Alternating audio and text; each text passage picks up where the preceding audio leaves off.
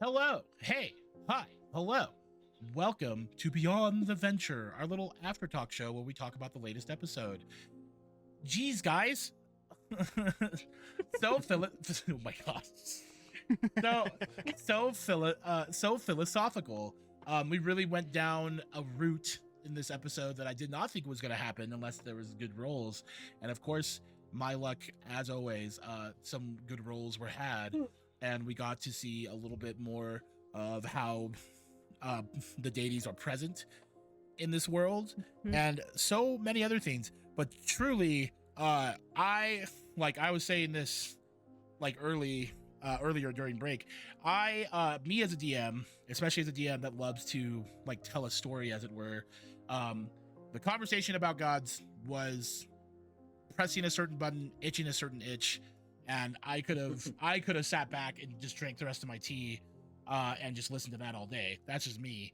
But yeah, very interesting stuff. Yeah, no, it's quite interesting how like we could all decide, oh yeah, we'll have a nice little lighthearted episode, like oh like we're just getting to know each other, let's have fun and like do the things, go shopping, eat food, like like visit this temple and it'd be nice, but then it's like, oh no, here we go, it's deep philosophical talk about what's going on with the deities in Vierna and like how they like how we interact with them and they interact with us. Why do the gods deal in the mortal coil? What? We're just here to visit the Earth Mother. Seems appropriate. Yeah, you definitely got a target on your back, Roke. Just trying to make the world a better place, and I get bitch slapped for it. Made me I kind of love sad. it. I was like, oh. It's really good.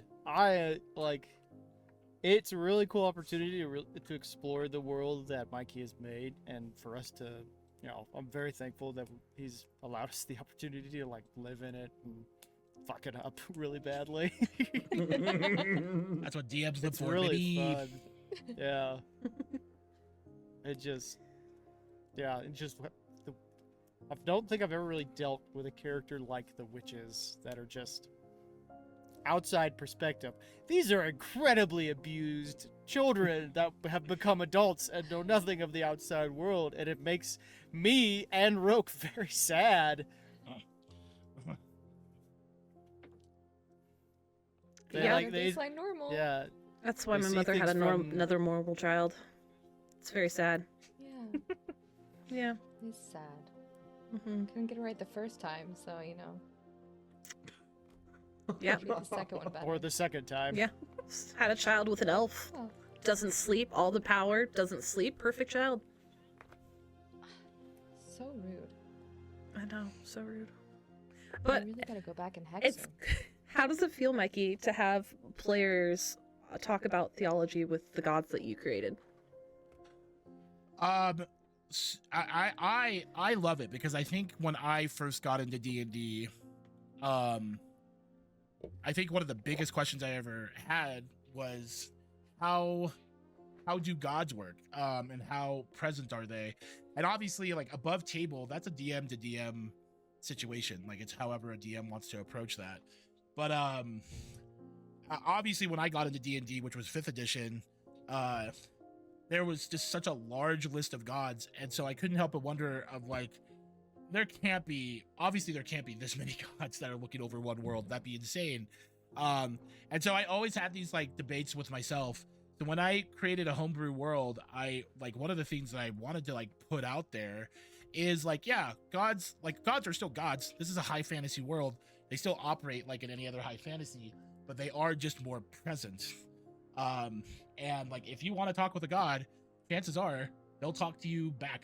Like, and I always wanted to open, like, it's not that I necessarily ever want to try to like force that question or discussion on my players, but I want it to be there.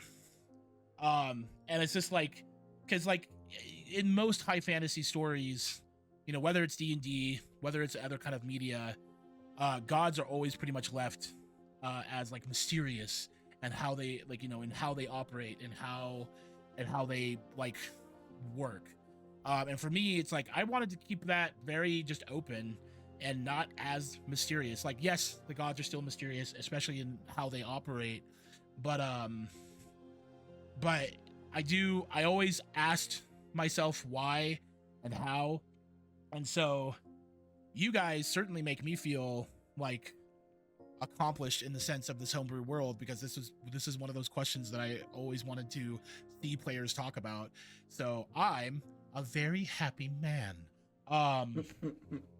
But that's just me. And I know another thing that I like to try to explain when it comes to the deities is that they're not too different from mortals, especially with how souls work.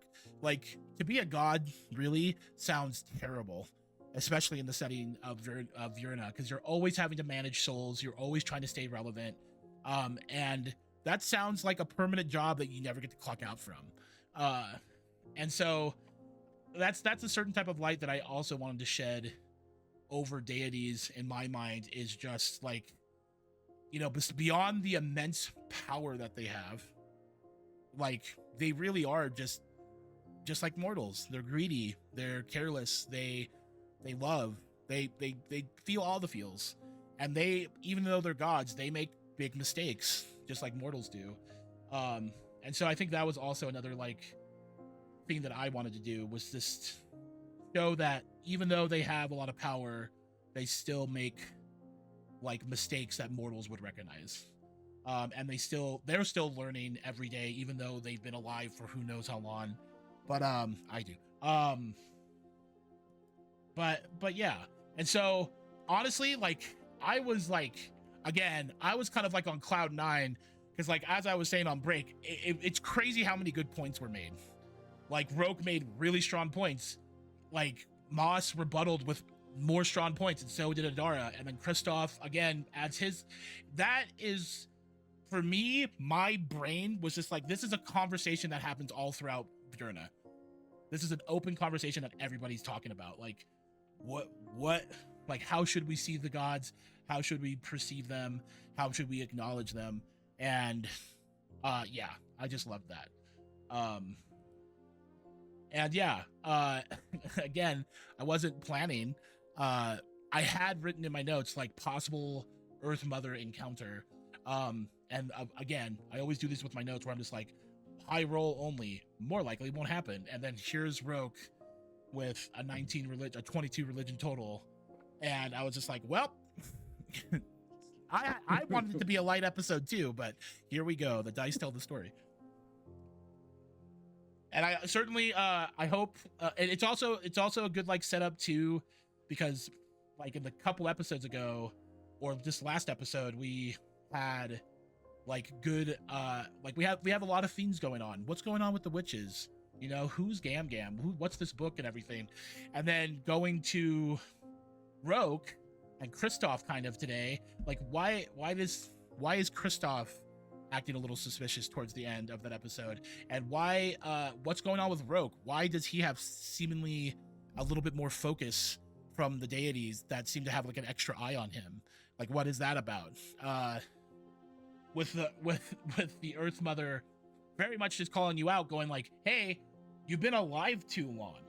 Like, you're well past your expiration date. Yeah. And then we see like the elven god, like the known as just like the evergreen warden, just looking at you kind of, I didn't want to say it during the episode, but in my head I'm just like, he's just disappointed. He's not mad, he's just disappointed. You didn't need to say like it. a dad. We already knew. Yeah.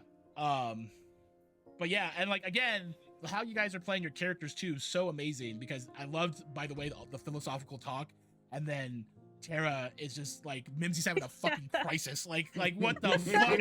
Like, you can tell that Mimsy My is the family most doesn't talk innocent about person. this stuff. Yeah. Yeah. It's that polite dinner conversation. We talk about what cookies to make next. Like, Gingerbreads that run away. yes. Oh my goodness. Gingerbreads that stay put. Because There goes dinner. That's so boring. there goes dinner. Yeah. Chase That was it. great. An example we all should strive for, Mimsy. And she's just like You're here. me. In the Learning game, out of the game, experience. strive to be Oh my like gosh. Mimsy.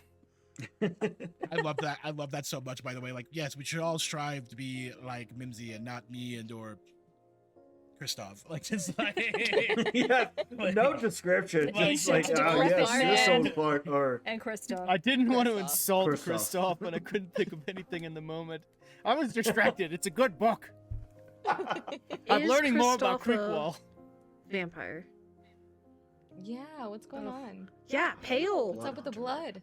Are we allowed to reveal that in the Are you sick? in Are Beyond you Adventure? allowed to reveal Well, what's probably going not. is on? he sick, addicted to drugs? You know, what Oh. be it? Oh. We'll Does he find drink out. crack? Does he drink? crack? Does he drink crack cocaine? Can we say that? Can we say I don't that? know. on here? I don't know. I kind of want to. It may have to be. I don't bleeped. think so on YouTube. I don't think you can. I think Netflix owns that property. All the Yeah, drugs. yes, that's right. I kind of want to We're gonna get rewind and go straight- back Just to bleep it. the NPC that you bought and have him act a lot differently. What you need, man? What you need? Like, Yeah, so you know, who knows why did he had two sons and everything? Like, is it because he's like, oh, my drugs, yes. Okay, drugs. So we've learned it's drugs. I Got don't it. think it's drugs. I'm going to be honest here. I think he's leading Some us down kind the of wrong moon path. thing. Yeah, I feel like I'm being lied to. I think Harrison's trying to be a tricksy one. I'm not a Trixie. There was only one time I've been a Trixie player, and that was my evil character. And what do you know? I'm not an evil character this Yeah, time. what do you know? You How do Because we that was know a that? one Are we shot. sure? You were That was a one shot. you know what evil you people say? addicted to They health say pots? exactly what you just said. They say they're not evil. Yeah, I'm totally not evil very, this time, very guys. villainous thing to say there. Yes. If your mustache becomes more and more of a handlebar mustache, I will know that you're gonna And betray us. it has to also go. It also has to go into just the goatee. It's curly. Just a goatee and handlebar. Then yeah, what's his name from Wacky Races? Oh, I can't remember. Oh, I know what you're no. talking about, though. Yeah, if I come dressed as that character, that's when you know. Okay, Oh, he's God. actually evil. Got it. I'll be looking out for Uh, it. DM, I really like the question that our director gave us. The significance of the appearance of gods in this time frame opposed to the past. Is it more or less? It is. So Kristoff was technically correct, but I honestly kind of liked how Kristoff said that the gods aren't like here anymore or as present, because he wasn't wrong. Because in the past eras, like 2 eras ago, gods were walking amongst mortals. Like they were literally, very much like, not to shout out Jesus, but like Jesus, like Shout out Jesus. shout out Jesus. But the gods did walk amongst mortals in like a divine mortal form, and people were able to directly talk with them, engage with them, and worship them. And the gods very much, again, to kind of hit the point home again, the gods loved living amongst mortals as almost like mortals, even though they're not, obviously they're gods. But obviously, as fantasy stories do as they do, there was a lot of fuckery with like evil gods, pushing boundaries and stuff. So that's when all gods agreed that there has to be like a removal of us being directly involved and just let mortals do what they should do. Like mortals should always have total freedom, and gods being directly involved in their lives did influence it in that way. And then plus, evil be evil. And so gods are still gods are still present, and gods are still listening, but they're in a place between like the Lucent Sea and the world of Yurna, which is just simply called the In-Between. It's basically a deity realm that surrounds the world, or any world, when it comes to like mortals, like mortal inhabited worlds. and they just observe from that realm. So that's kind of the difference. Like quite literally, like they're like back in the day, you could have had somebody, you could have had Earth Mother just walking the streets of Creekwall, and people would, you know, praise her, worship her, curse her, whatever. They would literally walk and live amongst mortals and do what they wish. And nowadays they are more traditional gods in the sense that they're still watching from a different place, from up on high, but are still more present than other traditional deities, or traditional fantasy settings, I should say.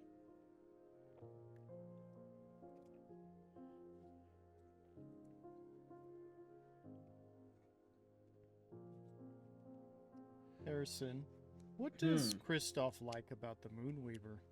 Why the Moonweaver? There's a lot of deities. Yeah. So the Moonweaver is essentially the main deity of the Lunar Sentinels, which is the faction of Blood Hunters that he is a part of. And the main reason why, you know, the Moonweavers, their like main deity that they follow, is because, you know, one, they use arcane magics with their blood magic and everything like that. And, you know, since she's, you know, the deity of the Arcana, and like not just the moon, but Arcana and the world of Vierna, that's what they follow. And then also the fact that she brings and stands for more cosmic balance, and that's what the Lunar Sentinels are trying to bring, balance within the world of Vierna, with trying to keep the innocent safe from, like, you know, these monstrous threats. And another main reason, and to be 100% fair, just honest, it's because the Lunar Sentinels mostly operate at night, and Moon comes out at night. Lunar Sentinel. That's how it started. That's how it started. Kristoff is a vampire. He's a vampire. Yeah, I'm feeling very vampire-y vibes. Listen, there is the mutagen, the Listen. mutagen ones. So they deal with alchemical and mutagen items. There is the glow slayers, which is what I am, and has radiant energy.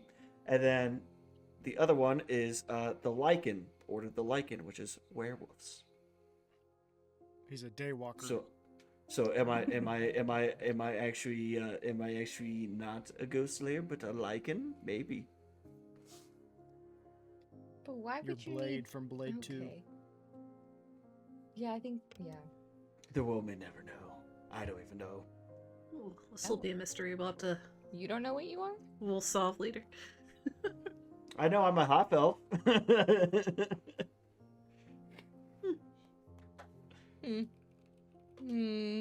I don't know why this is getting thrown on me. I don't like it. Yeah, so Roke, what do you have against wizards? That's the real question here.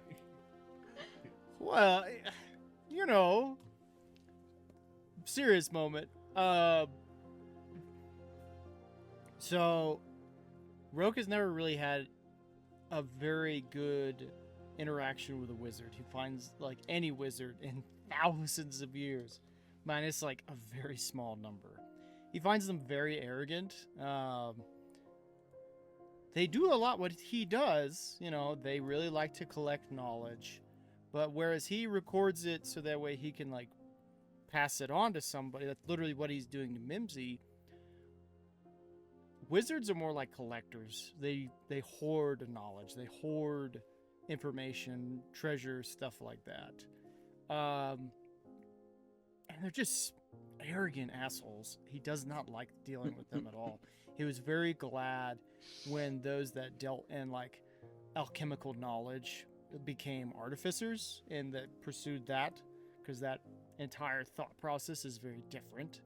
It's like, how can I improve things and stuff like that, and very rarely is an artificer doing it out of, like, again, pure greed or selfishness. Artificers are more, and obviously there's exceptions, but artificers are much more of, like, they do things to improve them, and then they sell or share these ideas. Whereas wizards they're like dragons to him.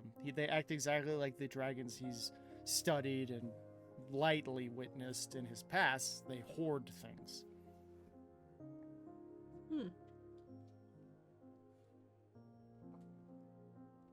That's why he was not really sure what to do with the witches until he realized that they have no idea about the real world. And I was like, oh, okay, this is not like that at all. This is completely so different. It's not even funny. It is certainly fun to see, because like we briefly mentioned in, I think, episode 1 or 2, that like there are witches in the world. Like they hide in plain sight, or they hide in, you know, forests or what have you. And some, like, you know, kind of become part of civilizations again. But it is interesting to see Adara and Moss be very unaware of how the world works, and that I love how we're only seeing more and more of that. I loved that Adora asked Mimsy, like, how did you know that we were witches? And then I loved your answer, which was just like, well, I looked it in a book, and they pointy hats, like Yeah. you guys have pointy hats. The hat. Strange demeanors. I've seen that before. Yeah. Damn it. We love that. Adora. My hat doesn't point; it droops to one And side. then she was so fashionably. confused. Yeah, Like, it's not did you pointy. not want to be known as witches? I'm confused.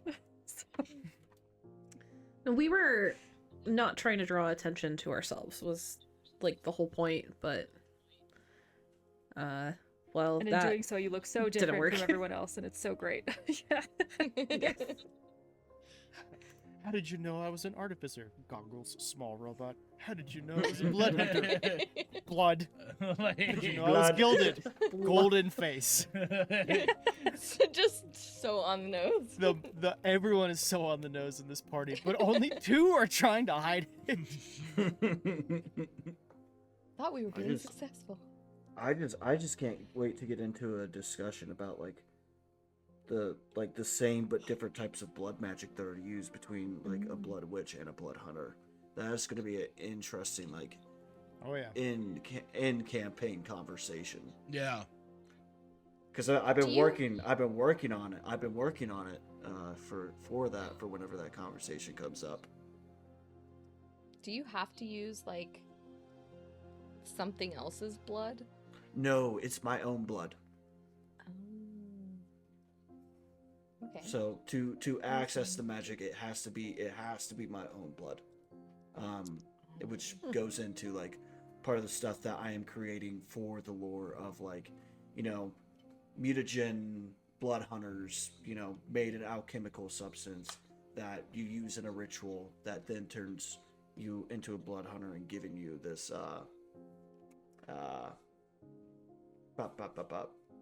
blood magic essentially. Okay. Yeah, I can use any blood. Lucky you. Yeah, like you might use yours too. As Adara is just filing her nails, like, I can use any blood. Sucks for you. But the main thing I really want to know, especially kind of like a little bit after this episode with the existential crisis that Mimsy had, how is Mimsy doing with this entire adventure? Like, you know, I know it was talked about, we had that conversation a little bit ago, and like it came up in like our pre-sessions of like, do I want to go home? I just feel like she's always on the verge, kind of like, if this gets much crazier, I don't know if I'm gonna want to stick around. But at the same time, it's like I've never seen anything like this, so it's kind of interesting. So it's this weird battle in her head of just, I want to go home, but at the same time, I'll never experience this again. So which one's gonna win, I guess, is the big question. Oh, that's what keeps you here. I think that should be. What keeps her there is Rogue. Yeah. Yeah. I do But they think called that you should be bird a sister. recurring question. But Exactly. But we're sisters. I do think Oh, that should I be a know, recurring it's just- question, though. I don't is know. Just the Mimsy check-in. I think that should be Yeah, the recurring Mimsy question. check-in. Mimsy check-in. Yeah. Yeah. Oh, I will say, So- like, it's definitely like the pull of the witches and everything that she's kind of bonding with a bit more is like pulling it in the direction of I have to stay because now I care about these people. So Oh, damn.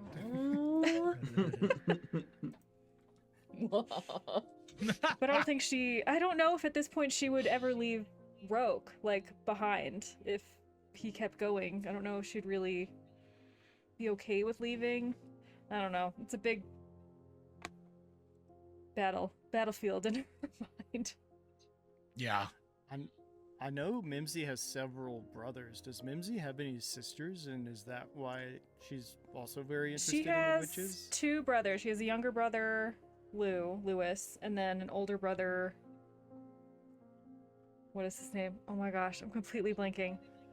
Her sister's name is Quinn. Her sister's name is Quinn, I think. Oh fuck, I was way off. Farlow. It's Farlow. Farlow, okay. Yeah. So yeah, she has an older sister. So I think she kind of maybe sees a little bit of that in the witches of probably very different from her, but still just like missing her siblings and everything. She's got 3 of them, so she wants that sibling bond again. So that's all she's ever grown up with. I know your whole family lineage. Not very well, apparently. Not very well. They all kind of look the same. I know their names. That's I don't know true. which one has which They name. look so much alike. They I all didn't look even think alike about to that. me. Just a Yeah, bunch of it's birds. just like- Like, well, for him, it's not even that. It's just like, oh, that's not the grandfather. I know that. It just looks so much like him. there's been so many sets of us. There's been so many sets, and a lot of you guys look alike because you're all related. I was thinking, like, when you were talking about when you're taking off your shoes and your golden feet, I was just like, which magpie worked on that? Like, which, like, like Made the articulating toes. toes? Yeah, exactly. I was like, who did the realistic toes? Oh my gosh. Grandma Orla, Okay. of course. Yeah. I think it would have been amazing though if it was just the soles of the feet that weren't gold yet. Oh, no, Like, unfortunately. almost everything is gold, but no, not the soles. Yeah. Not the soles of the feet. Oh god. That would have been very funny, but unfortunately, he's from the waist down, he's completely gold. It's all completely replaced. What Oh yeah. what's up? Go ahead, Mikey. I think we're gonna ask the same question. What organs does like Rogue Yep. have? Left? Yeah, like what is left of Rogue? Because every gilded's different, so Yeah, he is certainly more gilded than, like, he's probably one of the most gilded in quite a long time. Or ever, really. I don't know 100% the history of that, and he wouldn't either, nor would he really care that much Yeah. about that. Pretty much his entire, digestional tract is gone. Like, he can still taste things, but something nobody's really picked up on because there hasn't been an opportunity, but he doesn't eat. Like, Mimsy has seen him taste things, which is a horror show, but he Yes. doesn't eat. His eyes are real. The inside of his mouth is still mostly real. Most of his brain is still real. Some of it has been replaced. His lungs are real. Not much else. yeah. His face His is heart real. his face is real. Mhm. Yeah. Most of his skin has been replaced. His limbs have been replaced. He is. Yeah, there's a reason why other Orthil do not like him. There's a reason why other gods do not like him. We talked about this a little bit, but like the proper nice term for this is gilded. The improper and rather insulting term is manufactured immortality. And yeah, not much of him is left. He can't really feel things in a traditional manner. Like, he knows it's there, but he walked around that temple, couldn't feel any of it. Like, yeah. He's like So if someone right tapped him on there. the shoulder, would he know? I mean, he could feel the sensation, and he could probably hear it more than anything. He wouldn't Mm. feel like a skin touch, but he would feel like a poke. How do Yeah. how do you think all that makes Roke feel though? Like with like a lot of the loss of like what life is, you know, like what you Yeah. experience, like a breeze on your face, or you know, like when like somebody gives you a reassuring like hand on the shoulder. Yeah, that's why he is very. You guys made a joke about it of like, oh, he's a slow reader. It's like it's because he's trying to experience 5 senses with really 2, and so he's really taking his time with things because he wants to truly experience everything that he could feel. Like he can't feel the book anymore. Yeah. Like That's awful. So he's trained Mhm. himself to be able to open the pages, and like there's not really any hesitation in his movement and stuff like that. But yeah, he really cares about little experiences. There was a point in the practice sessions in which Mimsy, just in passing, is like, "Oh, I saw a shooting star," and he was genuinely sad that he missed it, even though he's seen millions of shooting stars. So, something that I find interesting is I almost feel like he's somehow the most alive. Like he wants to experience everything. He's so like excited about life, and yet most of him isn't even there anymore. Yeah. And I feel like that's such an interesting like juxtaposition. Yeah, he's making up for the fact, and he's trying to overcompensate. I feel like it would make sense for him to like if he found a soft blanket to like push it against his face, because that's what's left of his skin is his face. Yeah, and he would have to So- take the mask off for that. Mm-hmm. That's gonna Yeah. be one hell of an episode. Hey, This the is witches so will be able to have a sad. chalkboard of how scary Roke is. Like, Like, so I that mean, is- we had a that is terrible the last- childhood, on you. but Yeah. like you holding on to the last traces of your humanity. I mean, that's truly sad. That's Mm-hmm. Yeah, and Yeah, so eventually he does plan on getting his face replaced because it's just Mhm. a mask, and eventually he's tricked himself into thinking that, oh, it'd be better if my face could move and I could have expression again. yeah. But in reality, is like that's it. That's the only bit that he can remove without assistance. One last question for this Beyond the Venture, because I can't help but wonder, what did you think? What did Rogue think, and what did you think about his encounter with Earth Mother? The fact that she wouldn't look at you, the fact she was asking like what you were doing.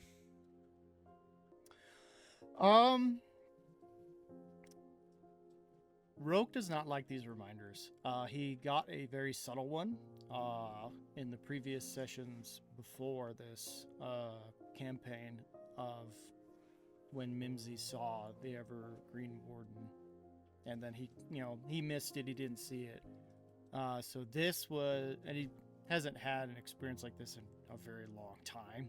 He's actually actively avoiding the gods, and so this was a bit uncharacteristic of him to do this, but he was so desperate to show the witches of like, no, there's real good in the world. Let me show. I know where we can find it, and just didn't think about his actions, and so he's very much regretting it, and because it was very reminiscent of what his sister told him on her deathbed.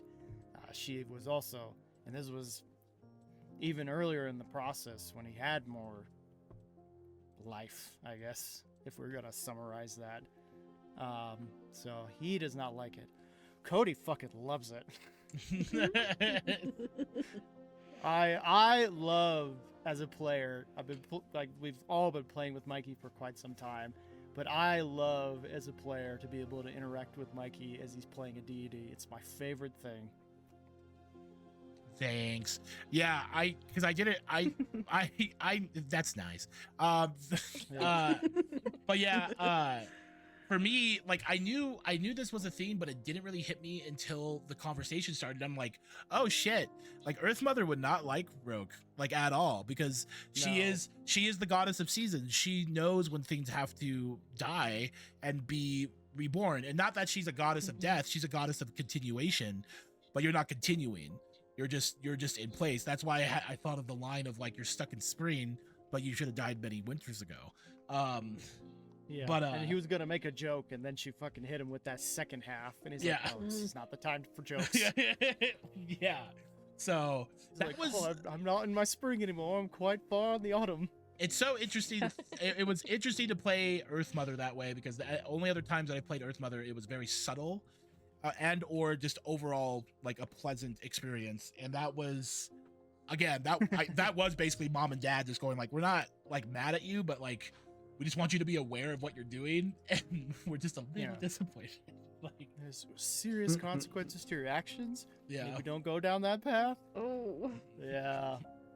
That Yeah. dug up a lot of memories for him that he is not enjoying, and that's why he didn't give a shit if he just bought a bag of garbage. He needed a distraction. yeah, that's how I took it, and I'm just Fair. like, yep, Mm. totally fair. But yeah, just an incredible episode. I love you guys. You guys are wonderful, and the way these characters are connecting, not just by like fun shenanigans or funny conversation, but also just like serious conversation, like Mhm. and like getting everybody's perspective of how they see certain things and topics, and like that's I could eat popcorn and drink tea all day and engage with that kind of storytelling. Again, that's just me. That's how kooky I am. But with that said, we'll go ahead and wrap it up for this episode of Beyond the Venture. And we'll see everybody again soon. Be sure to tune in. We'll see Roke replace his No. face with a handsome face. I don't know. Like, but He's we'll already handsome he's already on the handsome. outside. On the outside. But take Don't look care. inside. Take care, everybody. Bye. Bye. All right.